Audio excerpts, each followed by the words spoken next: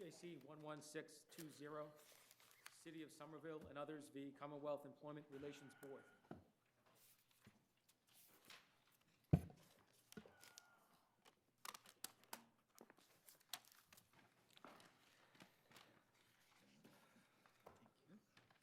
You may proceed. Good morning, Your Honor. May it please the court, my name is Matthew Buckley. I'm an assistant city solicitor with the City of Somerville.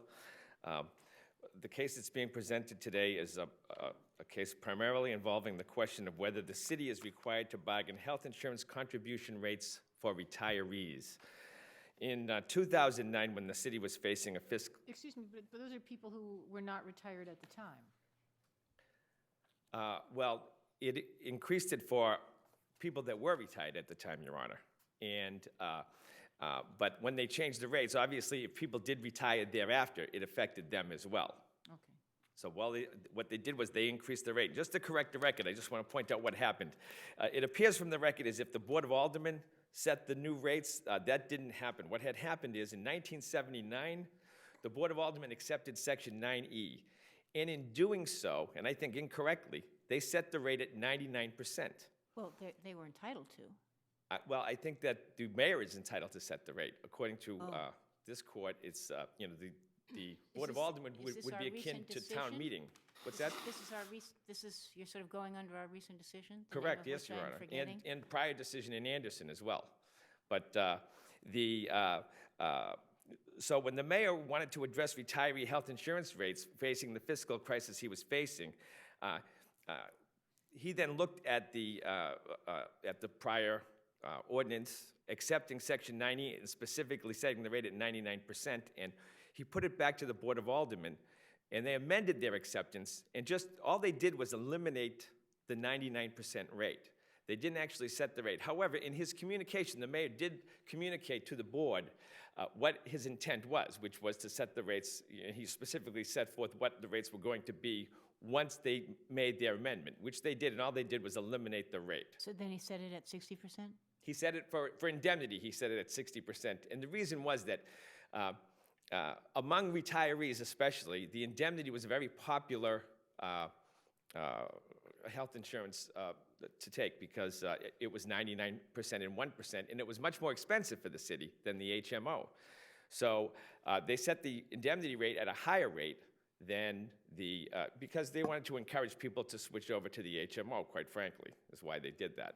Well, so for HMOs for retirees, what's that? I'm sorry. That's under Section 16, Your Honor. They had various, you know, I couldn't name specifically what they were, but they had various HMOs and retiree supplemental plans as well for those that were on Medicare Part B. So, you agree that the city and the employees can enter into a collective bargaining agreement that includes a provision for the payment of premiums for health care insurance. Yes, for active employees. Yes, we certainly do agree with that. That's longstanding precedent established by this court and set forth in the Anderson case in 1990 and precedent before that. Subsequent case, Uretsky and, you know, the unions and the CERB both point out that the city heavily relies on Uretsky, and I would say, you know, I acknowledge that that's accurate. Uretsky, its decision, it was deciding whether Section 16 required the city to pay only 10% or 90% rather of retirees' contribution to an HMO, and they said that no, the statute was clear that the city had to pay between 90 and 50% of the HMO. I'm sorry. Go ahead. I didn't mean to interrupt. I just wanted to say that, you know, that case stands for the proposition, Uretsky, that, and it says, in all instances, the retiree healthcare contribution rate for both HMO and indemnity is set at through the local political process. But is it your view that the city and the employees' unions cannot negotiate for the retirement of, or for the payment of a portion of the health insurance premium for those employees once they retire? Correct. And what's your authority for that? Well, Uretsky, what I just mentioned, specifically says that in all instances, that rate is set at the local political level. Not only that, but it's never been done before. The retiree health insurance contribution rate has always been established through the local political process. Be that as it may, but I guess the question is, if you have active employees right now who want to bargain over their future contribution rates when they retire, are you saying they cannot do that? That's right, Your Honor. They cannot. The reason is, part of if you look at the case law that's being relied upon by the SERB and the unions, that relies on, the longstanding practice, tradition of unions negotiating the contribution rates for its current employees. Applying that same logic to retirees, the longstanding practice has been that they've never done that. It's always been set at the local political process. And by the way, the local political process has not been unkind to retirees. They can petition their government. That's how it was set at 99% in the first place, by we're not retirees here. petitioning their government. Counsel, let me get a word in, please. Sorry. We're not here because of the retirees. That's not what this case is about. This case is about the current employees' rights when they retire. So let's get away from what the current retirees may think about what the city has done. The plaintiffs in this case, or the people who are complaining, are the union members who are presently employed by the city, and they're saying, well, my future compensation is going to be affected by this new rule when I retire, and I have a right to bargain over that. And that Right. Allied Chemical case supports that. So And how the- does that, right. how do you get by the Allied Chemical case? Well, the Allied Chemical case was a private sector case. What's the difference? Well, the difference is that there's a whole statutory scheme that goes toward Massachusetts public employees and their retirement benefits that predates their ability to even collectively But we're not bargain or talking organize. about retirement. We're talking about current employees. I understand, but the what you have to parties that are understand. getting relief are the parties who have retired since August 9th, 2009, or since. Well, for one thing, that the remedy the SERB ordered said that for people that were already retired, the city was within its right to adjust their rates. But for people that weren't yet retired, they couldn't do that. Well, what would prevent the mayor from, on a weekly basis, saying, well, we'll give you that rate for a week, and then every week I'm going to come in and I'll unilaterally change the rate? Nothing would prevent them from doing that, according to the rule they made. The SERB recognizes, by the ruling they made, they recognize that the city does have the authority to adjust the rate for those who are already retired. Now, how many bargaining units are there in Somerville? I think there are a total of 18, Your Honor. Okay, so let's assume that you did choose, for whatever reason, perhaps unwisely, to negotiate the retirement rate with regard to health care premiums with one of the bargaining units. Am I correct that you would be obliged under 9E to do that for all of the other 17 because they have to be the same rate? Not just all of the other 17, I agree with that, Your Honor, but all of the retirees would, at least with respect to anyone choosing the indemnity plan under the city, they would have to, the uniformity provision there would require that the rate either be negotiated with all 18 unions, but even if they did that, they'd have to give it to all retirees because, that provision in Section 9E applies to everyone from whatever employment they had with the city. So if you did it with one, you're doing it for all. That's what the uniformity provision entails, I believe, Your Honor. And so help me to play out how, let's assume that you lose here. How is this going to work? If you have to negotiate now with 18 different bargaining units over a health care premium, which has to be the same for all. Well, as a matter of fact, with the city of Somerville, our liability is capped because the remedy here would apply only to a period between August 1st of 2009 until and through December 31st, 2012, because, 2011, because on January 1st, 2012, the city entered the GIC. So there's a cap level of liability here. What happens under the GIC with Well, with under respect the- to this? Under the GIC, the city negotiated with the PEC, Public Employee Committee, made up of all of the unions proportionately and 10% vote of retirees.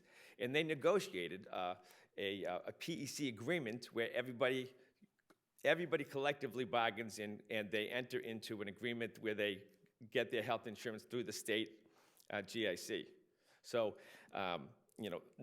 because we're in the GIC, it doesn't mean we can never get out. There are provisions where you can exit, but in this particular case, Well, I'm a member of the GIC, and my lots of things get adjusted all the time in my co-pays and everything like that. Is that something that would have to be negotiated every time the GIC did that, or you now are under the auspices of the GIC and whatever powers they have? no, since you're a state employee, Your Honor, that's, regulated by the state and their statutes and however they're going to conduct it. Knowing how it affects you now. that How you're- it affects the city is we have to periodically negotiate the contribution rate with the PEC, which that's the Public Employee Committee. Well, contribution rate is one thing, co-pays are another. Co-pays, deductibles, and all of those things. Do you have Those- to negotiate those as well? No, we're subject to whatever the GIC sets them at. So, All right, do any of the collective bargaining agreements between the city and its bargaining units contain anything with respect to benefits that will accrue after employment is terminated? no, Your Honor, not that I'm aware of. What about, because we had a case, I think, last year, about whether COBRA, how long COBRA lasted, or something like that, when you retired. Is there some provision about having, I think for oh, any... no, I know what it was. It wasn't a union member. Sorry. Okay.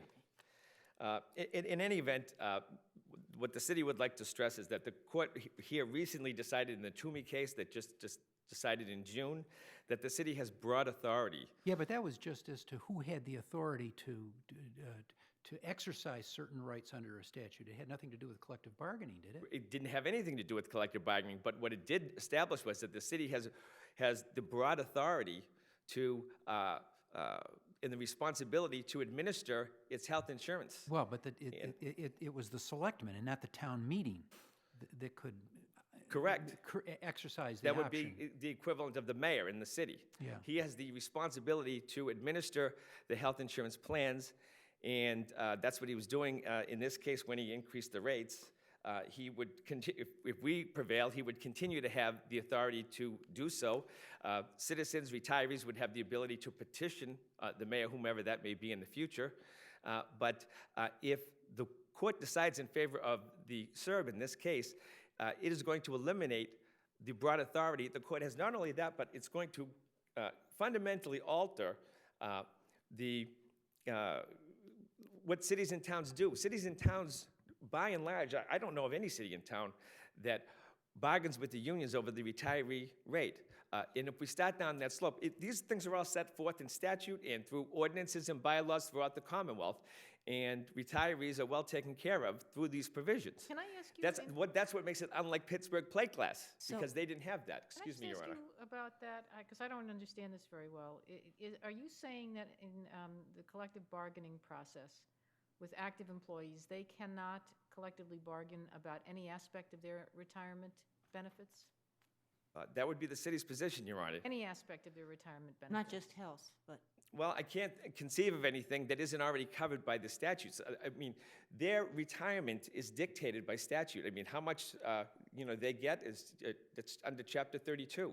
Yeah, And so they it's get earned- 75% after so many years. That's statutory under state statute. It depends on the number of years of service you have. It's very specific as to, what percent of your best 3 years you get depending on your number of years of creditable service. And there's a very specific formula. And if we change that now, or if we change the ability of unions to negotiate, what's to prevent them from going in and renegotiating what their retirement should be? can I ask you this? You answered Chief Justice Gantz that you would, if you had to do this, you would have to apply everything to all 18 unions, but also to every retiree who's currently getting benefits. What's the statutory basis for the latter?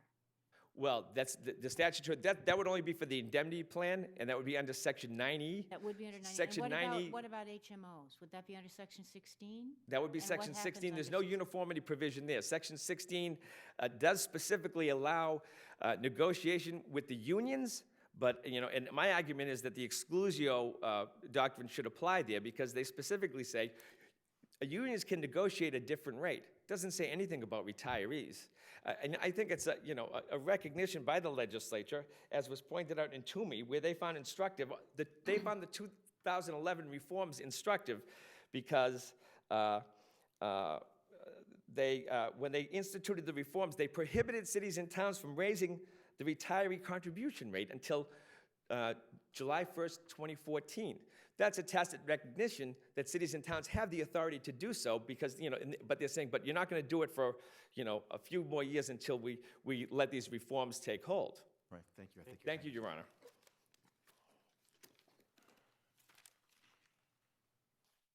Good morning. Jane Gabriel on behalf of the Commonwealth Employment Relations Board, interchangeably referred to as the board and the CERB. Before you get warmed up, 9E, no government unit, however, shall provide different subsidiary or additional rates to any group or class within that unit. Do you agree that there has to be one rate under indemnity for all retirees? That is correct, Your Honor. So how then do we have individual negotiation with 18 bargaining units when it has to be the same rate for everybody? Well, it suggests to the court that that same provision exists for current employees under Section 7A, that cities and towns have been complying with this provision since 1973 when it was first implemented. I'd also suggest to the court that this isn't a restriction that the city would like it to believe. This is only relative to indemnity plans. So there's a finite group of people. This case is about people who are on HMOs and people who are on indemnity plans. I'd also suggest to the court it's very important to understand that this is a collective bargaining issue. Parties Well, go to let me just see if I can, in answer to Chief Justice Gaines's question. So I retired in 1982, and I've been getting an indemnity plan, but I've been a retiree all that time. And now in 2009, the people who are current employees bargained something else. And let's just say it's a lot lower. Am I stuck with that? And do they, or let's say it's higher and I get more, then that can never change? What happens if 3 years later there's a new contract and it gets to be substantially lower? Am I locked in if I retire? Your Honor, that's one interpretation of how the uniformity statute works. That is correct. That it Well, would, what's the, because which is one interpretation? that I would suggest to the court that that's the interpretation of the uniformity provision. That yes, that one group within the governmental unit. So in this case, one group of retirees cannot have different rates relative to their indemnity rates. So if 4 years from now, I get the premium coverage at 82%. 4 years from now, my successors bargain 51%. What happens to me? Do I get my 82% because that was part of when I retired? That's what we bargained, or do I have to go down to 51? If once they're retired and the city were to honor the agreement, then yes. Then yes, which do I get? I believe that the 51%, that the bargained percentage, because So one union is negotiating for all the employees in the history of the city? I believe that when they're bargaining, and I'd just like to see to get the big picture on this. They're bargaining on behalf of the current employees. They're not bargaining on behalf of the retirees. But collective. But the rate's going to change, but the way you have described it, the rate would change for everybody. But at the collective bargaining table, there are alternative benefits that can be offered to the different groups. I think we made that clear in the brief. So that so that certain groups, there's no violation of the uniformity provision if you bargain for alternative benefits. So I'm answering your question in But the this has affirmative. never been bargained for before. There's no history. This has not been included in any collective bargaining agreement in the history of Somerville. In the history of Somerville, but there was no reason to bargain it before because the rates because were this- such, and there was a past practice established, which the board acknowledges in its decision, and the past practice included Well, there's always paying going to be a past 99%. practice. There's always going to be a past practice because there's always going to be a rate set, and it's always going to, so there are, that doesn't answer anything, I don't think, that it's a Well, past practice. The violation was of the past practice, and there was no reason to bargain. They were contributing the 99%. People were retiring with the understanding relative to Do the you know indemnity any plan city or that- town in which the current employees have bargained on the percentage of premium once they retire? Your Honor, I don't know the answer to that relative to other municipalities. What I do know is that there are other states in the area that have Do they have laws like ours? it would be Connecticut and Maine are two states that we cite, and they're in the New England But I area. mean, do they Your Honor. have the Section 9E, Section 60, I mean, those other provisions that aren't about collective bargaining? Without being specifically familiar with their statutory scheme, I know that they have acknowledged that current employees have a right to bargain over their future retirement benefits. Could the employees' unions bargain with the city over the amount that they will receive by way of retirement benefits? I'm sorry, could you ask me that again? You get a certain percentage of your salary when you retire, depending on the number of years you've put in. Could a collective bargaining agreement alter that?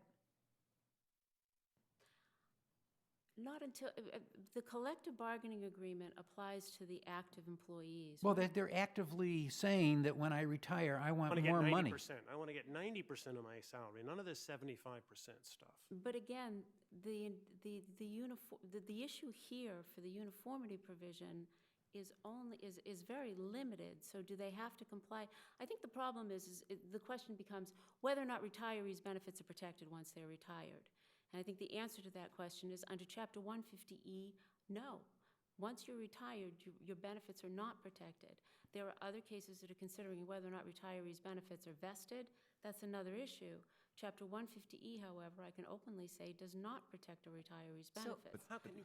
But isn't the fundamental flaw in your argument that you're saying that they're bargaining for their own employees, but the fact of the matter is they're bargaining for all retirees because of the last sentence in 9E? And if the retirees benefit from that negotiation, but they're not bargaining on behalf of those retirees. Well, they could be benefiting or not. I mean, you could basically have a union say, double our salary. We're a small bargaining unit, double our salary, and we'll drop our health care rate. And if the city does that, they're bargaining not only for those employees, they're bargaining on behalf of all retirees, including those people who were never part of that bargaining unit. I mean, is that, why should a collective bargaining unit be able to negotiate an agreement which affects persons who were never a part of that bargaining unit? Again, Your Honor, if you're bargaining for your future benefits, the hope is that you're bargaining in their favor. And if those are your future benefits, and those are the benefits you get upon retirement, like any one of us who are going to retire and we have our benefits, then those benefits are going to be affected by what the collective bargaining agreement is if you're in So- the collective bargaining unit. Is what Mr. Buckley says true, though, under your framework? The mayor could, employees bargain this August 9th, and so, let's say 3 people retire, and so August 10th, he says, oh, you know what, I'm going to set the rate at something else. So they have one day of getting whatever it is they just bargained? Is that right? What Mr. Buckley's point goes to is, again, whether or not retirees' benefits are protected. And under Chapter 150A, on 150E, the retirees' benefits are not protected. The anticipation of the mayor changing people's rates as they drop off and they retire and they go to the other side, I would hope that that wouldn't be the case. But under Chapter 150E, as it works with Chapter 32B, the retirees' benefits are not protected. Okay, so if I'm a firefighter in Somerville and I negotiate for a 90% rate for future retirement, you're saying that I'm trying to figure out what... 98% rate on health Healthcare. Healthcare contributions. And then, I'm not assured as a firefighter that when I retire, I'll get 90% payment by the town for my healthcare premium? Maybe under another protection, Your Honor, but you're not an employee and you're not in the bargaining unit. The board recognizes that in its decision. Retirees are not employees. The collective bargaining agent doesn't protect them. What do you get then?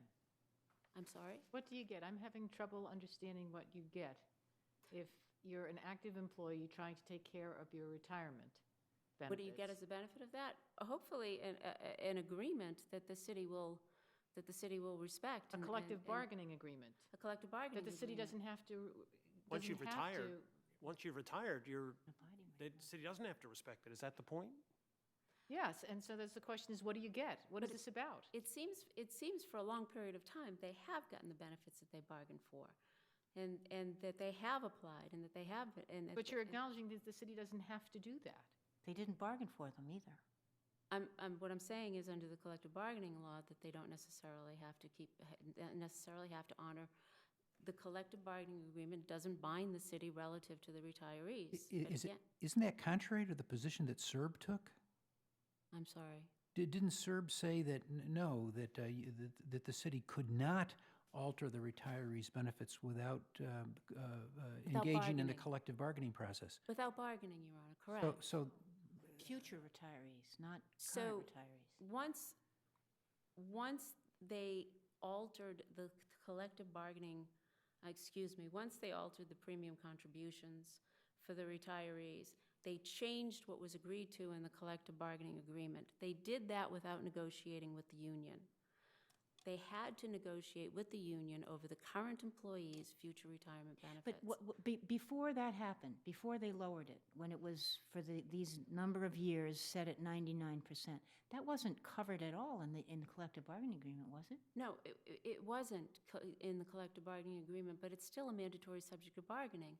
Healthcare benefits are a mandatory subject of bargaining. This court has recognized that over and over I again. understand that for But current employees. And in this case is the case where the board has adopted the federal standard, and I know you understand that as well, that the future retirement benefits are also a mandatory subject of bargaining.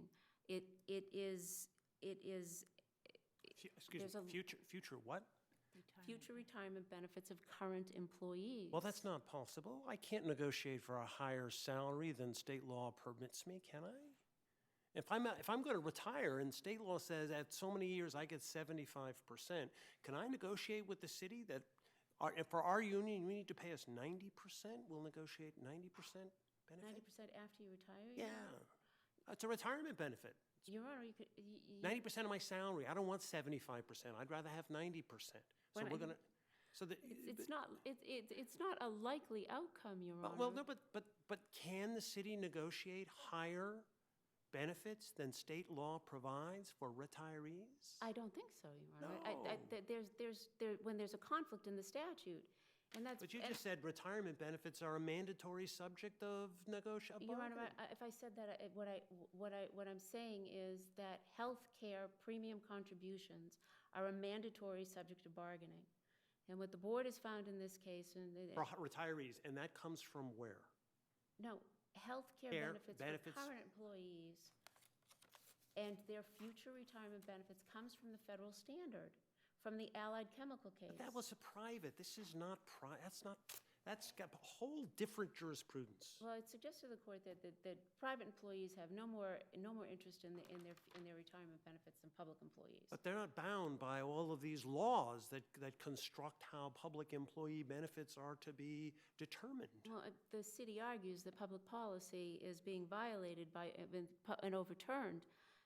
But in this is a process that's been set by this court in the Anderson case relative to how public policy is going to work and how